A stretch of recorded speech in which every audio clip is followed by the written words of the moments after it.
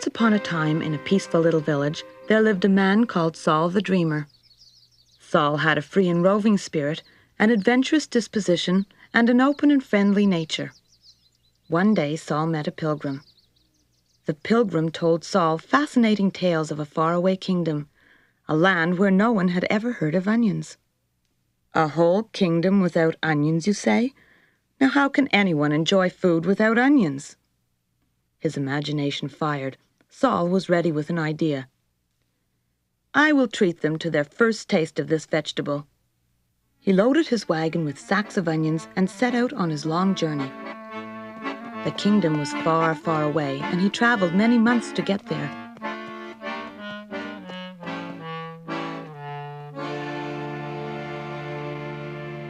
On arrival, Saul the Dreamer wasted no time admiring the golden towers of the magnificent city.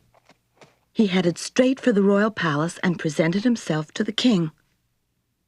Your Majesty, I have come to introduce you to a new vegetable, the king of the garden, the onion. It has a unique flavor and will improve the taste of all food beyond belief. Your Highness, I urge you to try it. The king gave his consent. Very well, I shall try your onions. But if this strange plant should prove distasteful to anyone, I shall have you beheaded. A formal dinner was prepared, featuring the onions. The nobility of the mighty kingdom, as well as the common folk, were ordered to attend. As night fell, a delicious fragrance wafted from the palace kitchens, and the guests gathered with great anticipation. Saul was ordered to be the first to sample the food. Then the guests had their turn according to rank. Finally, the moment came. The king himself tasted the onions. Everyone agreed. The food was delicious. It was a great discovery. Eagerly, the king bought the whole wagon load of onions for himself, paying Saul their weight in gold. More than content, Saul headed home. When he arrived, his friends joined in celebration of his good fortune.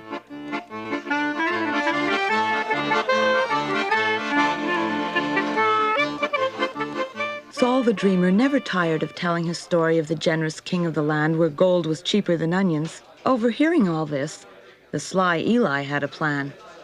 He vowed to win an even greater fortune than Saul's. Garlic is not only more expensive, but infinitely more fragrant than onions. I will sell some garlic to that king, and shall accept nothing less than diamonds in exchange. He quickly gathered a cartload of garlic and left without even saying goodbye. He followed in the footsteps of his lucky neighbor. As Saul had done before him, Eli succeeded in convincing the king to try his delicacy. Eli had predicted correctly.